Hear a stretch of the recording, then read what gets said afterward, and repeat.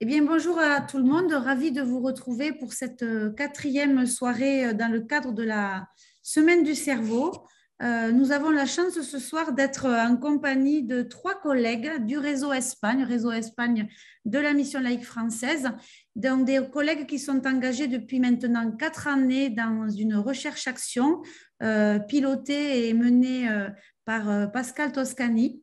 Et donc, nous allons écouter avec beaucoup d'intérêt Françoise Gilles du lycée français international d'Alicante, Laetitia Surgens du lycée français international de Palma de Majorque, et puis Flavie Sevin du lycée français international de Saragosse. Et puis, elles vont nous parler de la méditation à l'école. Un grand merci d'avance et on vous écoute. Donc, comme tu l'as présenté, Audrey, l'atelier de ce soir s'intitule Le système attentionnel et la méditation en pleine conscience. Donc, nous avons participé à ce projet recherche-action proposé par la Mission laïque française visant à nous mettre dans une posture d'enseignant praticien chercheur. Donc, il s'est déroulé sur 4 ans, accompagné, comme tu l'as cité, de Pascal Toscani, qu'on remercie chaleureusement. La première année a été consacrée à l'état de l'art, le cadre théorique pour approfondir nos connaissances sur le cerveau, sur son fonctionnement. Et la deuxième année, nous avons élaboré et mis en place un scénario et des outils pédagogiques. Et la troisième année et la quatrième, qui est en cours actuellement, a été consacrée à l'expérimentation de notre protocole. Donc nous sommes encore en cours d'expérimentation et d'analyse de résultats. La genèse de notre projet a été la suivante. Tout d'abord, des constats que nous avons faits dans nos classes. Par exemple, certains élèves décrochent parfois. D'ailleurs, on retrouve régulièrement dans nos commentaires de fin de trimestre manque d'attention, doit rester concentré. Je pense que ça vous parle. Les élèves ont parfois des difficultés à se mettre en activité, à se mettre au travail. Quand on donne une information telle que une passation de consignes collective, certains de nos élèves perdent des informations et ont du mal à reformuler la consigne. Les tâches qu'effectuent les enfants ne correspondent pas forcément à la consigne que nous avons donnée. Très peu d'élèves, ou souvent les mêmes, osent poser des questions. Et parfois, certains attendent la correction et ne se sentent, on a l'impression en tout cas qu'ils ne se sentent pas concernés par l'activité qu'on leur propose. Donc ça, d'une part, ces constats que nous avons, voilà, on a fait une liste des constats que nous avons fait en classe. Et d'autre part, de mon côté, depuis plusieurs années, je mets régulièrement en place des séances de méditation et de relaxation dans mes classes, mais d'une manière très informelle. Jusqu'à maintenant, c'était sporadique, des moments voilà, irréguliers, pas forcément avec une progression. Donc, j'ai souhaité me former au sein de mon établissement. Nous avons, avec plusieurs de mes collègues, suivi une formation donnée par une psychologue spécialiste en méditation en pleine conscience, Aina Nada Vidal, qui nous a donné beaucoup de pistes de travail. Et j'ai souhaité partager mon expérience avec mes deux collègues, donc Florence et Françoise, Flavie et Françoise. Et nous avons, suite à cette discussion, émis une question de départ dans le cadre de ce projet de recherche neurosciences. La pratique de la méditation en pleine conscience intervient-elle sur le système attentionnel de nos élèves? Alors, pour commencer cette présentation, je vais vous proposer un petit jeu, enfin on va vous proposer un petit jeu. Vous allez voir apparaître sur votre écran des phrases et nous vous proposons de nous dire sur le chat si vous pensez que ces phrases sont vraies ou sont fausses. Voilà, votre avis, petit jeu interactif. Tout se joue avant 3 ans, à votre avis. Vrai ou faux? Vous pouvez répondre dans le chat. Donc faux. Là, je crois qu'il y a un consensus sur celle-ci. D'accord. Le cerveau est-il multitâche?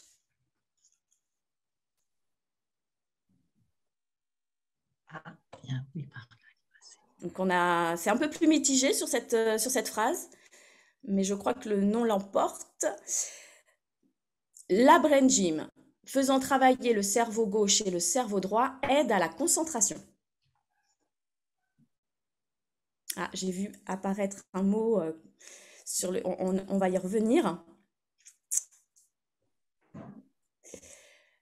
Alors là, peut-être la diapo suivante. Si tu fais attention, tu apprendras mieux. Donc là, on est plutôt sur du oui. D'accord. Et enfin, si tu ne comprends pas, c'est que tu ne fais pas attention. Donc là, plutôt des réponses négatives sur cette phrase-ci. Eh bien, bravo pour la plupart. Vous avez répondu non. Donc, effectivement, toutes ces phrases sont des neuromythes. Toutes ces phrases sont des neuromythes. Donc, qu'est-ce qu'un neuromythe? C'est une croyance erronée sur le fonctionnement du cerveau. Alors, ces neuromythes, nous les avons étudiés lors de la première année et nous les avons bien sûr déconstruits. Donc, bravo à vous, puisque voilà, la plupart des réponses ont été négatives. Donc, ça, c'est déjà une prise de conscience de se dire que voilà, il y a plein de neuromythes qui existent et on doit absolument les déconstruire. Alors, revenons au cadre théorique et sur notre sujet de ce soir. Que nous dit la littérature scientifique sur le système attentionnel? Alors, nous sommes appuyés énormément sur les écrits scientifiques de Jean-Philippe Lachaud qui nous parle de poutre attentionnelle. Pour Jean-Philippe Lachaud, qu'est-ce que c'est être attentif ou attentive? C'est percevoir ce qui est le plus important pour ce que tu as l'intention de faire et y réagir de la bonne manière avec les bons neurones. Là, les mots-clés très importants, on y reviendra par la suite, notamment quand on parlera de la méditation en pleine conscience, ce sont les mots percevoir, intention et bonne manière d'agir.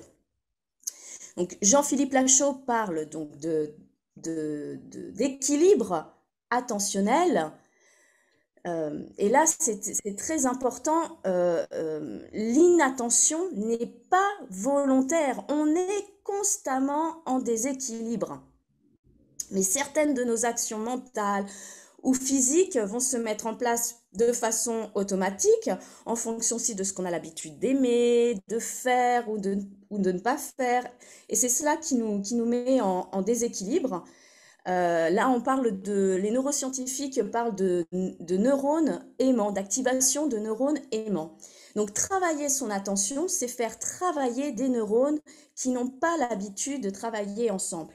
Je vous donne un exemple d'action mentale que l'on fait de manière automatique. Par exemple, voilà, vous êtes face à votre ordinateur en train de préparer votre séance de sport, voilà, vous êtes en train de préparer vos séances d'apprentissage et bien sûr, vous allez penser à peut-être ce que vous allez manger le soir ou ce que vous avez à votre liste de courses. Voilà, ce sont des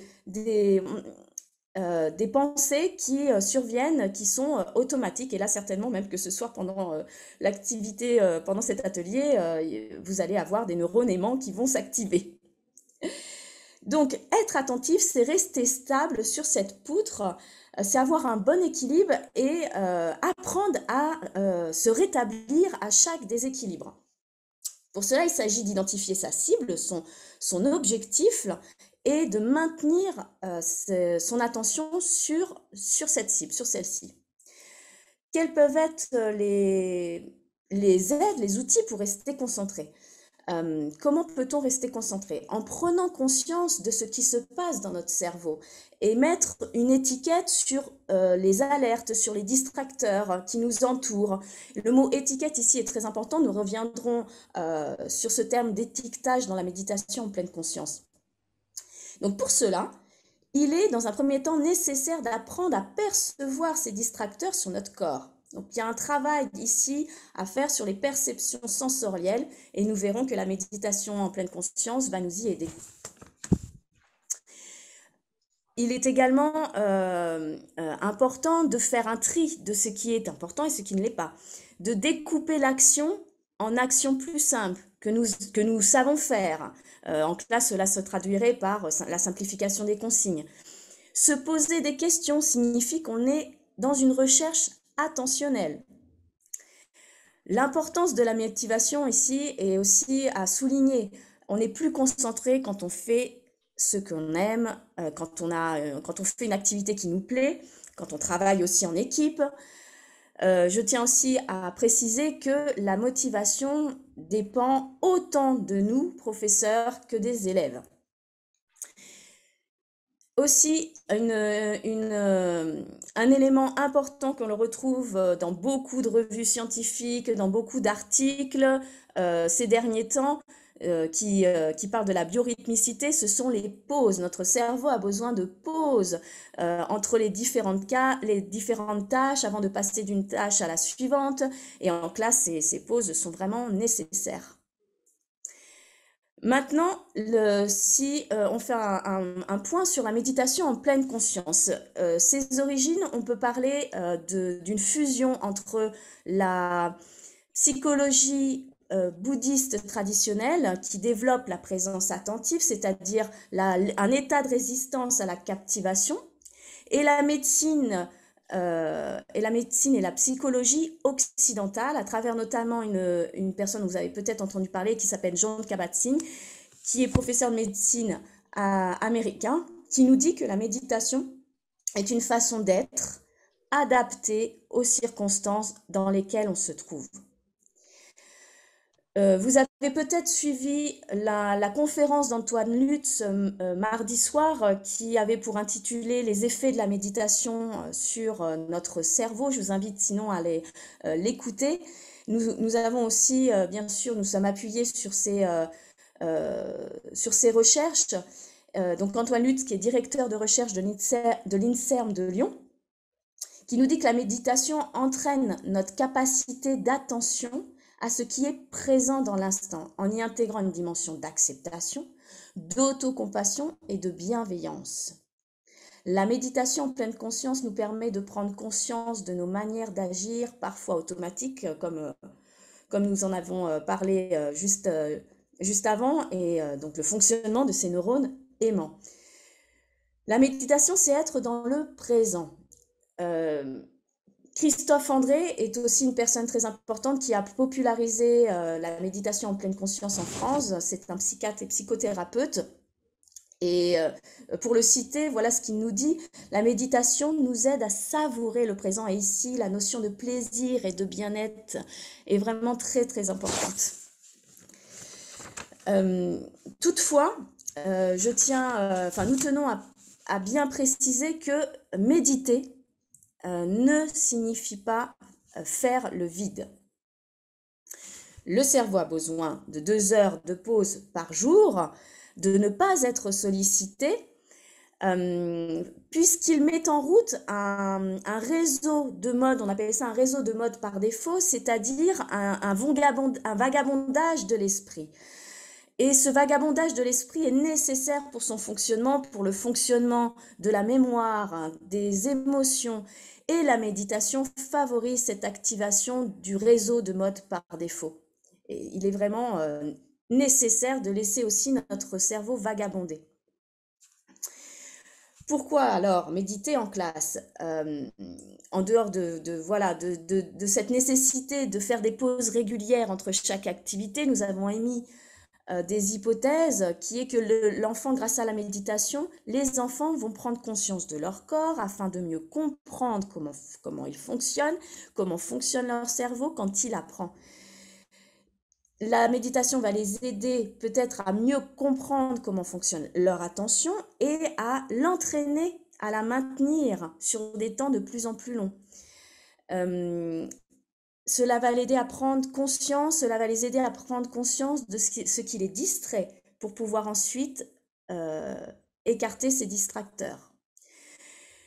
Toutes ces lectures scientifiques que nous avons effectuées nous ont amené, toutes ces recherches et ces questionnements nous ont amené à cette problématique qui est la suivante. Suite à tous ces questionnements, si on met en place des séances de méditation en pleine conscience avec les élèves, alors les élèves vont être plus attentifs. quel a été notre protocole expérimental? Donc, nous sommes 3 professeurs qui enseignons dans 3 établissements français à l'étranger différents. Françoise enseigne en CE1 au lycée d'Alicante, Flavie en CE1 au lycée de Saragosse et moi-même en CE2 au lycée de Palma. Donc, nous avons travaillé sur 3 échantillons différents.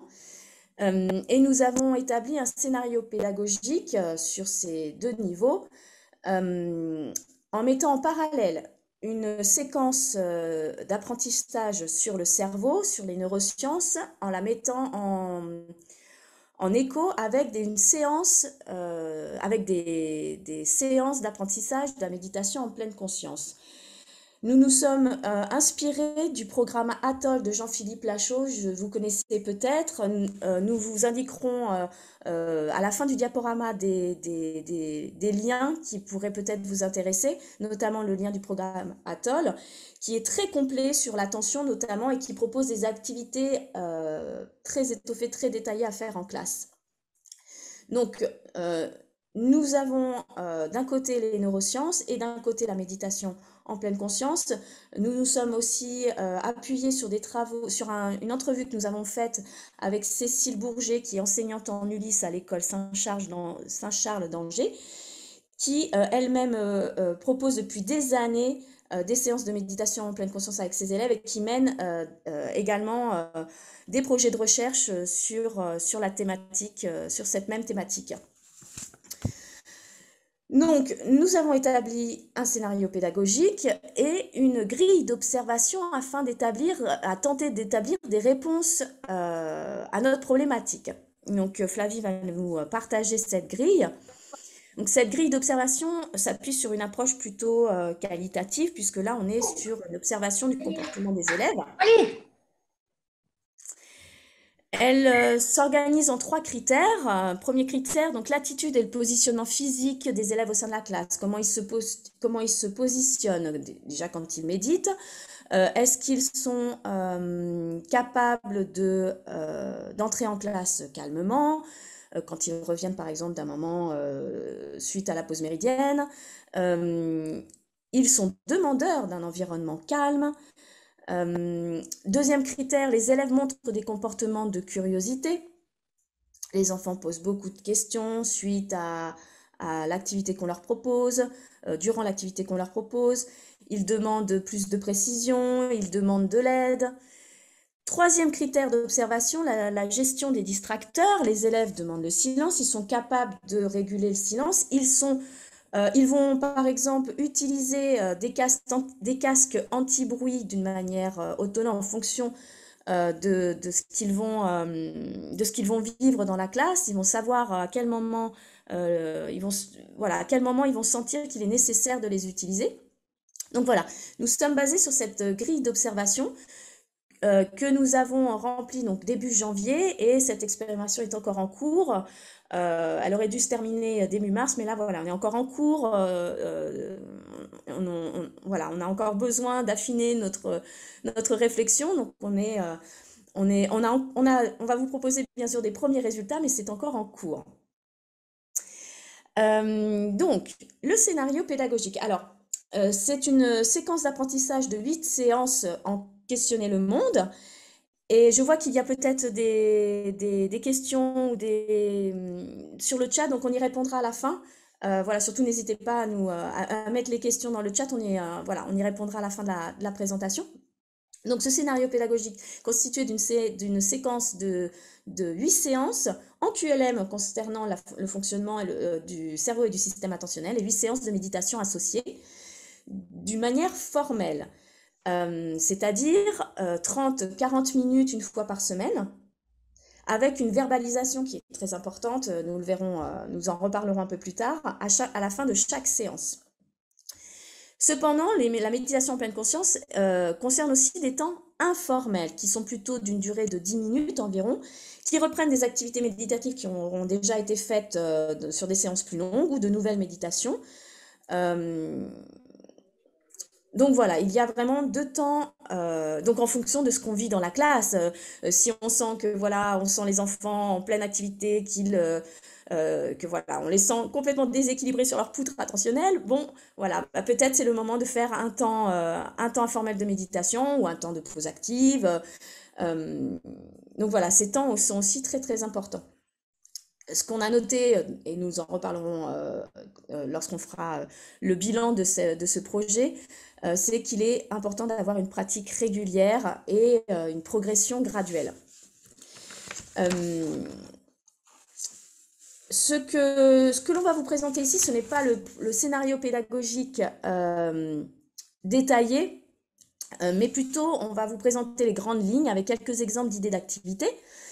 Et voilà, surtout n'hésitez pas à nous poser des questions à la fin de notre présentation. Voilà, vous aurez peut-être plus de détails, mais voilà, ça va être les grandes lignes. Donc, l'initiation de notre projet. Très important que les enfants comprennent ce qu'ils font et pourquoi.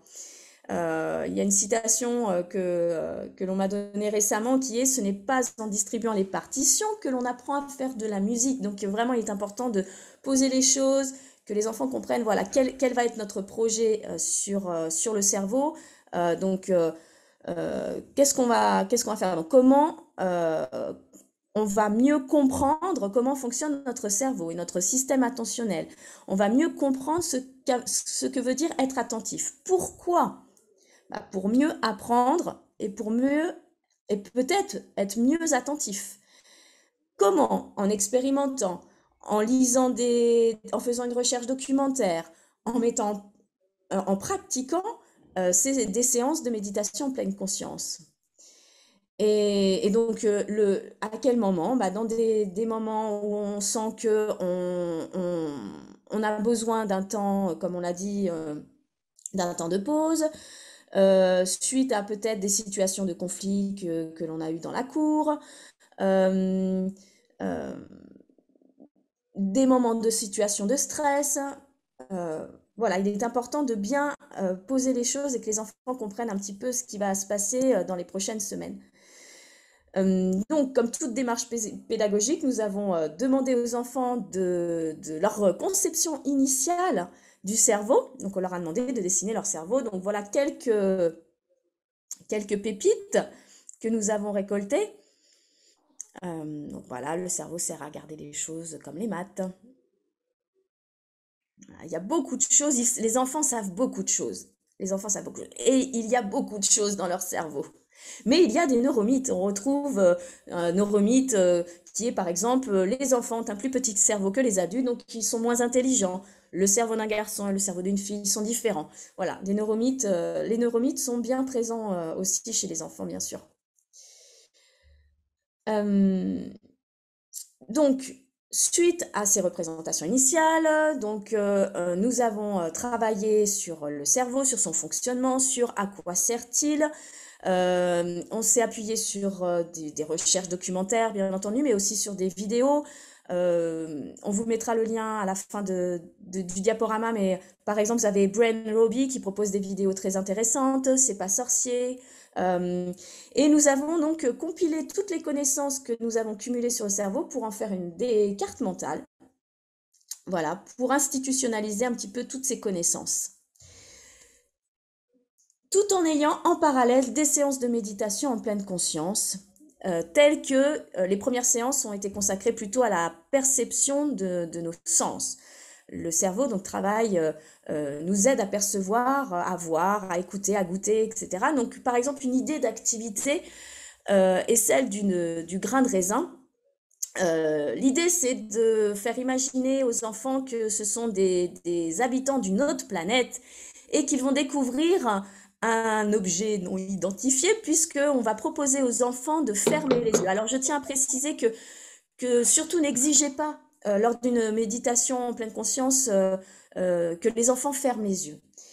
Par contre, leur faire remarquer que quand ils ont les yeux ouverts, ils vont être sollicités, les yeux vont bouger. On appelle ça, Jean-Philippe Lachaud parle de danse de l'abeille. Voilà, on va regarder tout ce qui se passe autour et peut-être ça va nous empêcher de maintenir notre attention sur l'activité qu'on est en train de faire. Donc les yeux fermés nous aident voilà, maintenir notre attention sur ce qu'on est en train de faire. Cependant, voilà, s'il y a des enfants pour qui c'est difficile, et ça fait d'ailleurs partie des critères observables qui n'étaient pas indiqués dans la fiche qu'on vous a présentée, mais bien sûr, les enfants, est-ce qu'ils ferment les yeux au début de notre projet?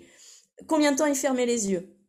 Et on va s'apercevoir qu'au fur et à mesure, bah, ils vont se laisser, voilà, porter et qu'ils vont fermer les yeux. Et ils vont les fermer durant toute la méditation pleine conscience.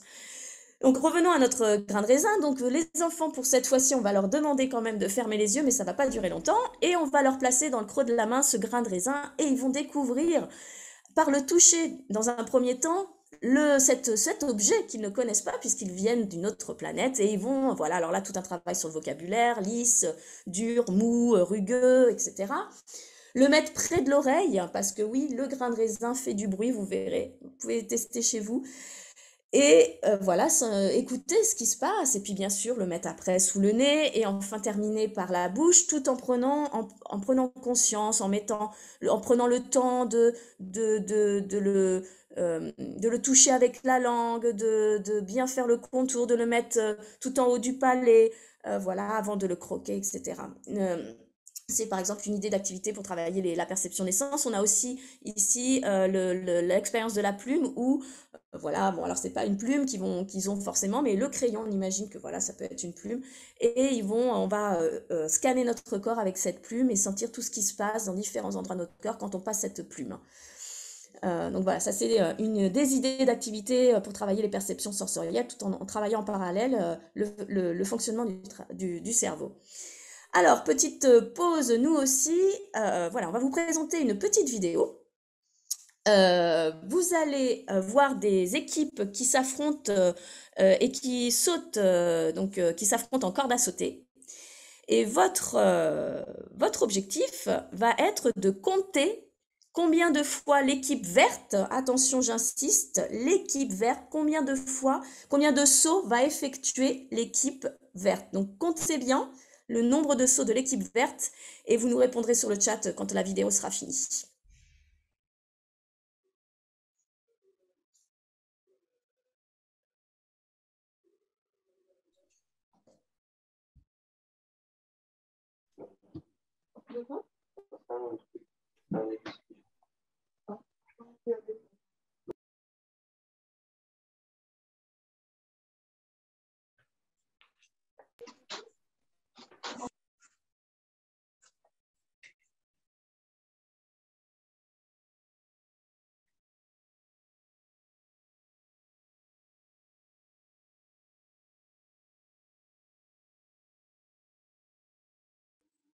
Alors, on vous écoute.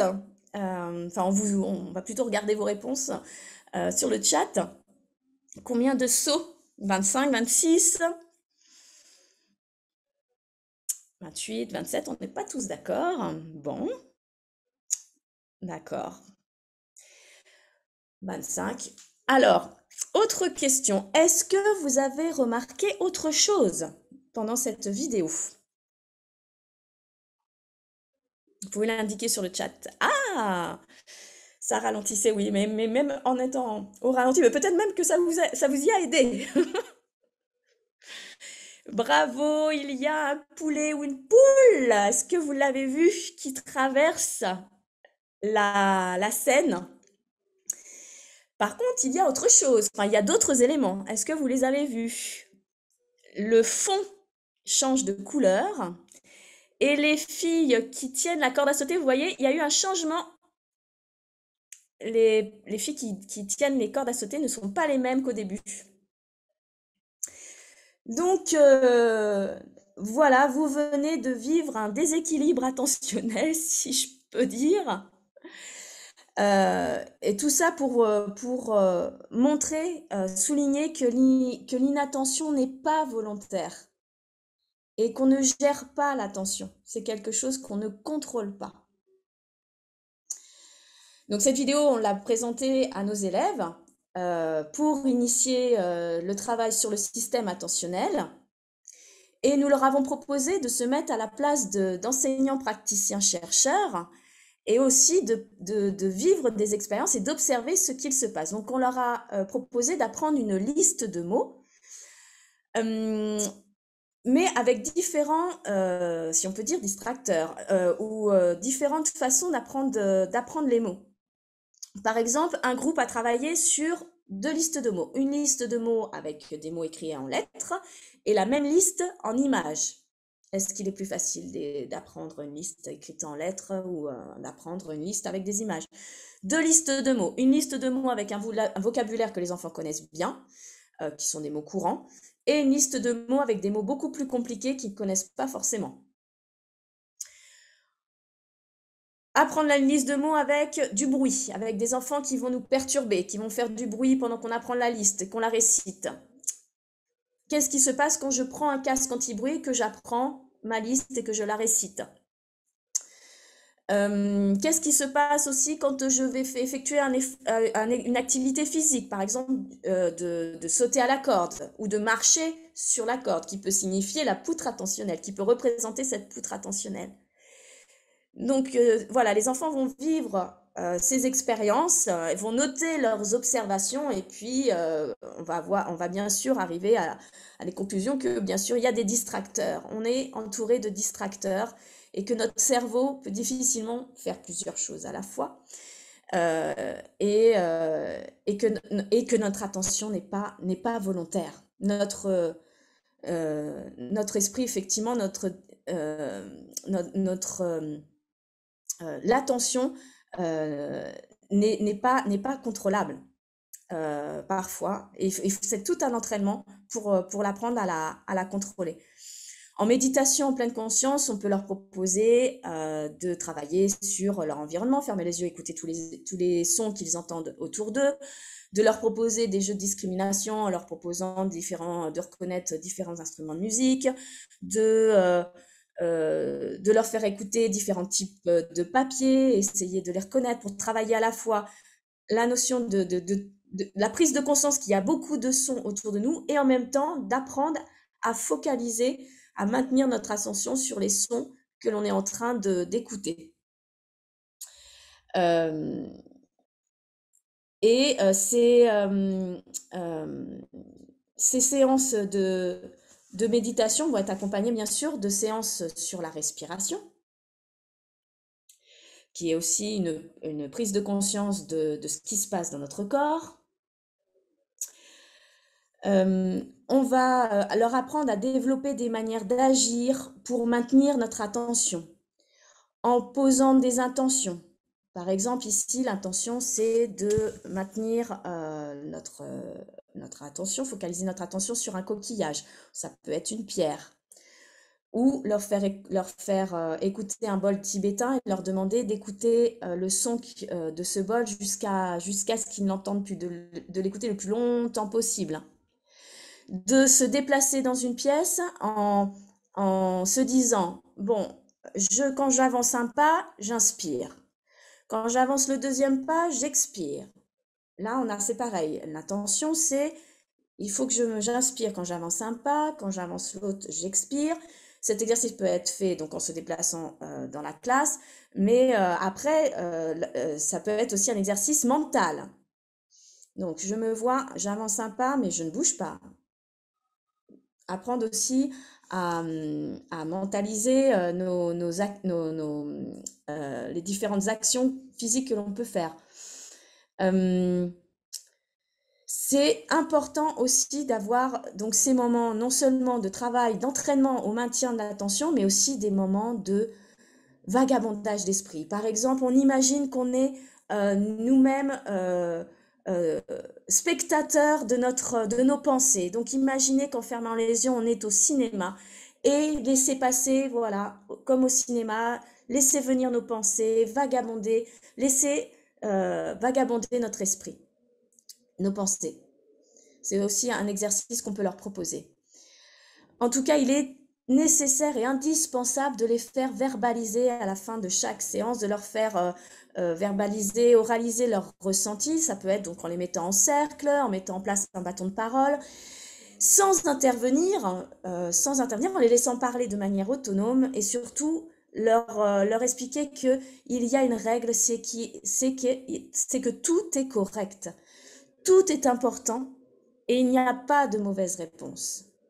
Ça, c'est vraiment des éléments très importants. On peut aussi les faire verbaliser afin qu'ils prennent conscience de ce qui se passe dans leur corps par l'écrit, en leur proposant l'élaboration d'un cahier de bien-être. Donc là, ici, je vous laisse lire tranquillement des idées d'activités que nous avons commencé à faire avec les enfants. Le contenu donc, voilà, de ce cahier du bien-être. On peut y ajouter par exemple aussi les 12 commandements du bien-être. Donc ça pourrait être accepter qu'on ne peut pas toujours être attentif. Prendre soin de son corps. Voilà, faire une liste un petit peu de commandements pour le bien-être ici est très très important. Donc là, ici, vous avez des illustrations du cahier de bien-être. Là, il y a aussi des illustrations de la météo de leur corps. Demander comment, voilà, à travers les différents symboles de la météo, voilà, exprimer la météo intérieure. Donc les résultats de pour l'instant que nous avons constaté, suite à ce projet de recherche. Alors bon, l'échantillon est petit puisque nous avons travaillé sur 3 classes. Il aurait été intéressant de garder cette cohorte et de refaire peut-être une observation dans 10 ans après. Pour voir un peu les résultats et les bienfaits de ce travail, ce qui n'est bien sûr pas possible, ce qui n'est pas possible pour nous par manque de temps. Donc notre objectif a été cette expérimentation a été faite sur un temps court. Et ces résultats sont à prendre aussi avec beaucoup de précautions, puisque nos élèves ne sont pas des rats de laboratoire. Donc, il y a forcément des paramètres qui nous échappent. Mais ce que nous avons pu noter donc, par rapport à nos élèves, c'est que les enfants développent une attitude réflexive sur leur façon d'apprendre, sur leur manière d'apprendre. Ils ont une meilleure compréhension et appréhension de leurs ressentis, de leurs émotions. Ils sont capables d'avoir une analyse de plus en plus fine de leur perception, de prendre conscience à quel moment ils sont en déséquilibre attentionnel et du coup d'utiliser peut-être les outils qu'on leur a proposés pour garder cet équilibre. Donc, ils remarquent plus facilement quand est-ce qu'ils ont été distraits. Donc ça, c'est vraiment, ça c'est une des premières remarques que l'on note très rapidement, c'est que voilà, ils sont capables de sentir à quel moment, oui, là j'ai décroché, j'étais plus sur ma poudre attentionnelle. Et surtout sentir, ça c'est très important, que bah voilà, ce n'est pas volontaire, mon inattention elle n'est pas volontaire, donc d'enlever cette culpabilité qu'ils peuvent avoir. Et que ça demande un entraînement de rester sur cette fameuse poutre et que ça demande des efforts à long terme. Et ça, pour ça, il faut vraiment se dire que oui, on va voir des bienfaits, mais sachez que ce n'est pas parce qu'on va mettre en place une séance de méditation pleine conscience que juste après, les enfants vont être super attentionnés pour la dictée. Ce n'est pas forcément le cas. Parfois, ça sera le cas, parfois, ça ne sera pas le cas. C'est un travail à long terme, il faut une pratique régulière et progressive. Mais ce qui est très important, c'est qu'ils en prennent conscience. Ils prennent conscience que oui, ils ont été en déséquilibre, qu'ils ont été inattentifs. Leur entrée en activité est plus facile, ils posent beaucoup plus de questions. Et surtout, voilà, ils verbalisent, ils oralisent tout ce que, d'une manière de plus en plus précise, tout ce qu'ils perçoivent. Donc voilà, d'un point de vue des élèves, ça renforce aussi, j'ai oublié le nuage de cohésion, bien sûr, ça renforce le lien entre les enfants. La classe est beaucoup plus sereine, ils sont beaucoup plus bienveillants envers eux-mêmes et bien sûr envers les autres. Après, de notre point de vue à nous, alors d'un point de vue personnel, ces années ont été très riches de comprendre comment fonctionne le cerveau d'une part, et de comprendre comment il fonctionne quand il apprend en tant qu'enseignant, c'est passionnant. Et la pratique de la méditation pleine conscience d'un point de vue personnel nous a bien sûr apporté beaucoup de bienfaits et le fait de la pratiquer nous-mêmes, je vous invite aussi c'est important de la pratiquer vous avant de le faire aussi avec vos élèves parce que voilà, on sent à quel point on a aussi une attitude réflexive par rapport à nous et c'est vraiment nécessaire et voilà, ça a été aussi très très positif pour ça. Et on souhaitait transmettre tout ce qu'on ressent, tout ce qu'on a ressenti, tous les bienfaits de cette pratique à nos élèves. Ça a bousculé nos postures et changé et modifié nos pratiques. On doit accepter que nos élèves, bah oui, ils peuvent être en déséquilibre et ce n'est pas volontaire, que les pauses sont nécessaires et ce n'est pas une perte de temps. Que la bienveillance est bien sûr primordiale, mais bien penser que l'inattention ne signifie pas qu'on ne soit pas motivé. Et encore une fois, la motivation ne dépend pas que des élèves, elle dépend aussi bien sûr de nous. Et d'un point de vue humain, ce projet a été très très enrichissant. Le travail que nous avons effectué toutes les trois a renforcé énormément nos liens. Pourtant, nous travaillons dans des villes éloignées. Et voilà, ça a tissé des liens très très forts entre nous. Je pense au-delà de ce qu'on aurait imaginé. Et d'ailleurs, je tiens à remercier énormément mes Flavie et François qui sont, je peux dire maintenant, plus des collègues, mais des amis. Et elles ont été d'un soutien en toutes circonstances. Donc, merci beaucoup les filles. Et une autre chose aussi que l'on a aperçue, c'est que, alors peut-être de mon côté plus facilement parce que ça fait quand même plusieurs années que je pratique la méditation avec mes élèves, c'est que depuis le confinement, les enfants sont pleinement réceptifs à ce type d'activité. Ils nous sollicitent très régulièrement pour faire ces pauses. Elles sont vraiment très, très nécessaires et même ils sont même surpris à force d'entraînement de sentir des choses comme s'ils avaient des pouvoirs magiques. Mais oh, maîtresse, mais j'ai senti ça. Ah mais incroyable ce que j'ai ressenti à cet endroit-là de mon corps, mais j'avais jamais ressenti ça avant. Cet endroit qui bouge, c'est vraiment incroyable. Ils ont vraiment cette sensation de se découvrir et d'avoir ce pouvoir de pouvoir sentir des choses à l'intérieur de leur corps. Nos perspectives, c'est d'approfondir encore un peu plus le système attentionnel avec nos élèves, en s'appuyant notamment sur le programme Atoll, de peut-être proposer une progression sur plusieurs niveaux. Pour ma part, voilà, pour en avoir parlé avec une collègue qui est présente ici, voilà, on est en train d'élaborer peut-être une progression sur 2 niveaux, sur le CE1, CE2.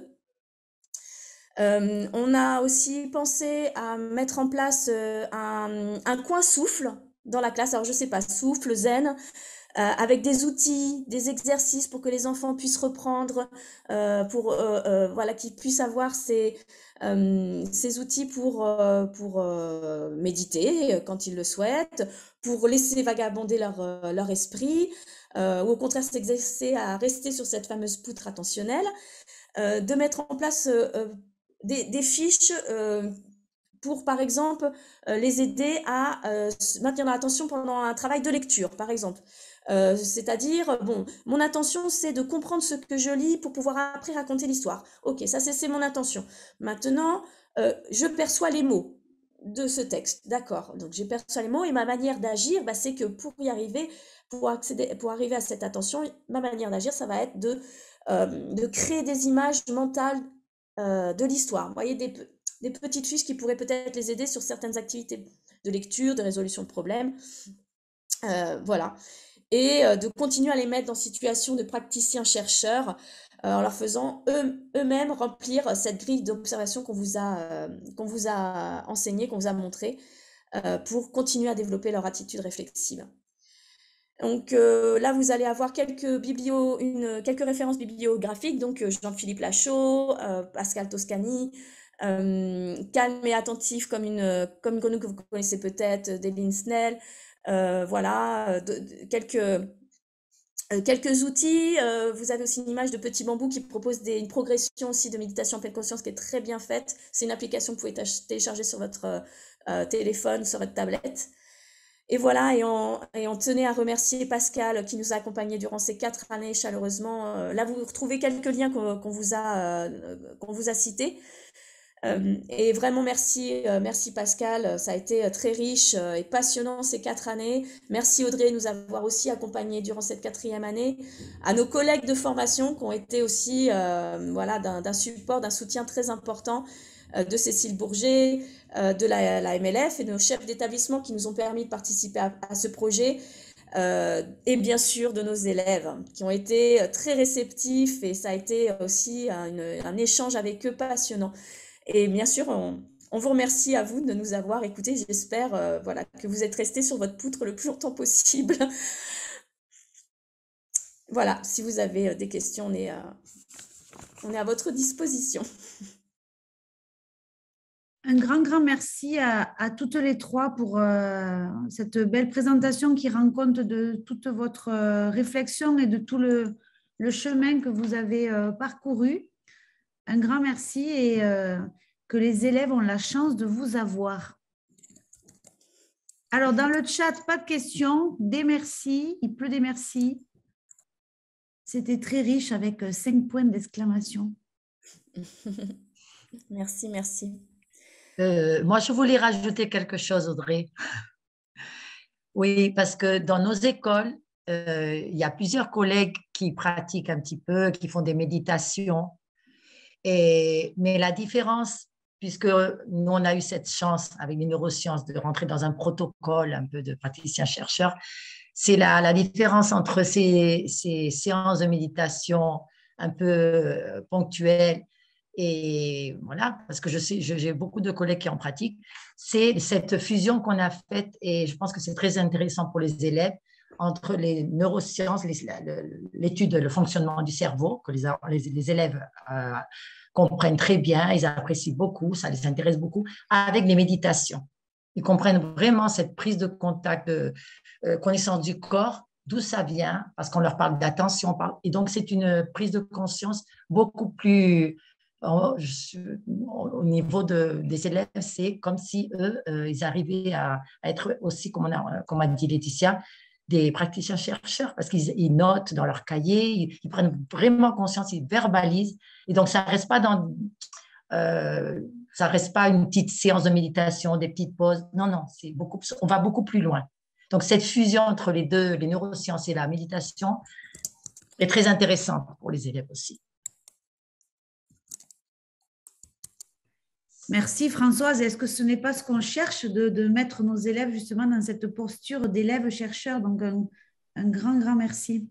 Alors moi, juste pour vous faire sourire, je suis rassurée de voir que mon super et adorable collègue a trouvé que, oui Marc, je vais parler de toi, a trouvé que les personnes en vert sauté 29 fois. Donc, je suis bien contente que tu sois là parce que moi, la première chose que j'ai vu le canard parce que j'avais vu c'est une poule, pardon. J'avais vu la poule. Donc, tu vois, Marc, on se complète bien. Tu vois les sauteurs, moi, je vois la poule. Donc, tout va bien. Bonsoir à toutes et tous. En fait, j'ai triché un peu. Je me suis concentré énormément, sachant que je savais qu'il y avait un billet qui était cherché quelque part. Mais je me suis bien concentré sur les sauts demandés par Laetitia. Tu pensais voir peut-être un singe? Ouais, c'est ça. Ouais. Je sais plus ce qu'on nous a passé l'autre jour aussi dans le même genre. Ouais.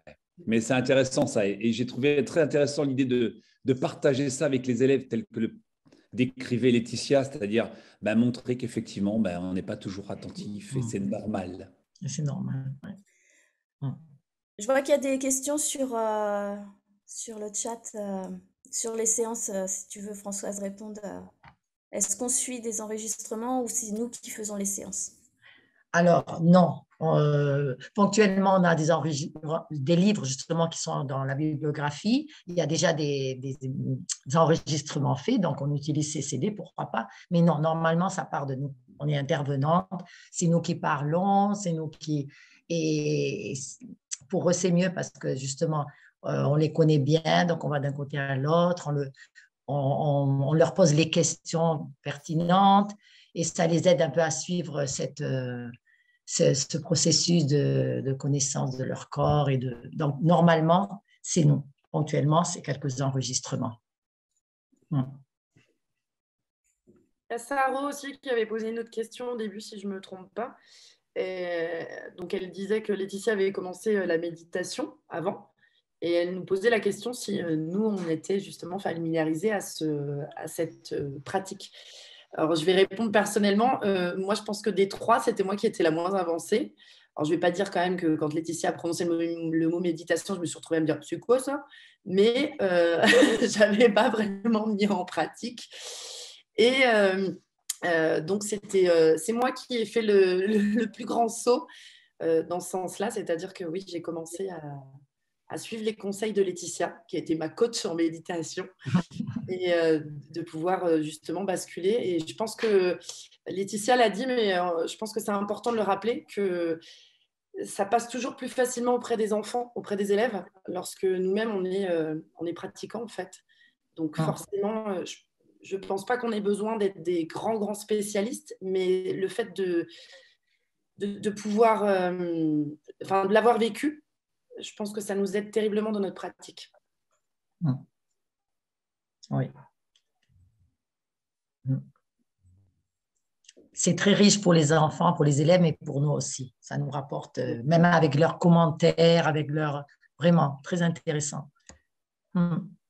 Oui, et puis Delphine, dans le chat, souligne que ce que vous avez mis en avant aussi, c'est avant tout le bien-être de l'enfant, de l'élève. Et donc, pour mieux apprendre, voilà, visons d'abord au bien-être des élèves, au bien-être des enseignants, et puis travaillons main dans la main.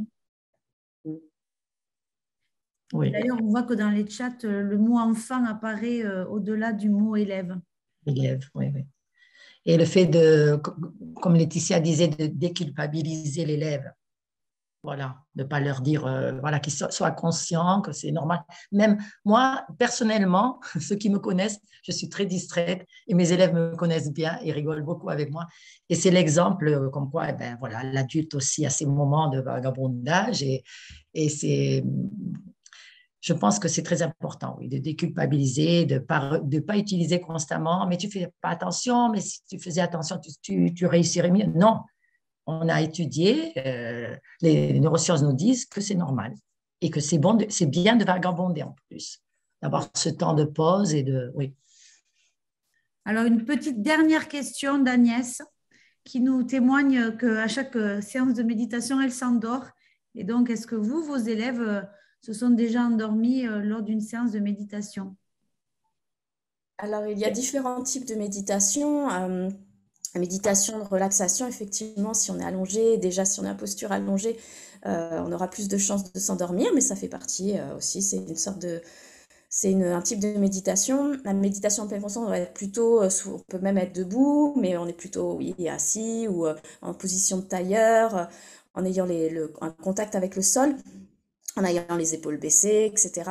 Après, bien sûr, moi j'ai déjà eu bien sûr des enfants qui se sont même assis, endormis. Là plutôt, c'est les faire interroger aussi sur peut-être le sommeil, le temps d'heures de sommeil qu'ils ont.